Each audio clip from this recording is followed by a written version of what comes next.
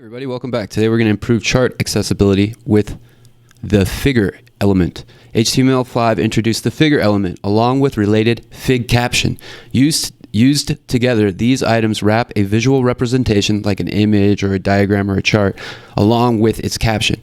This gives a twofold accessibility boost by both semantically grouping related content and providing a text alternative that explains the figure.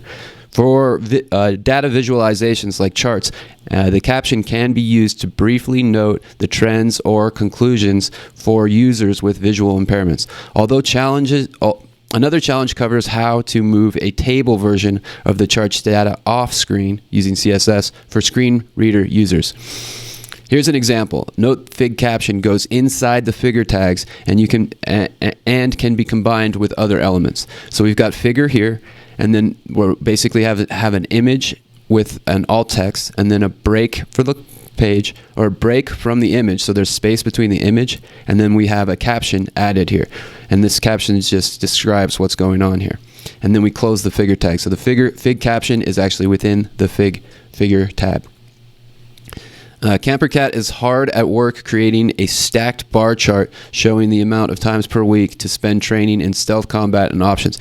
Help him structure his page better by changing the div tags he used to a figure tag, and the p tag that surrounds the caption to a fig caption tag. Interesting. Okay, so here's where we want to change the code. Now basically we have a div tag here and a div tag here. We want to add the figure tag here, even though I don't think we need to. Basically what they're just asking us to do is go figure, and then they want us to have fig caption here. And then we want to close the fig caption tag here. And then we'll want to indent this as, we'll want to add a indent here as that's helps keep our code readable.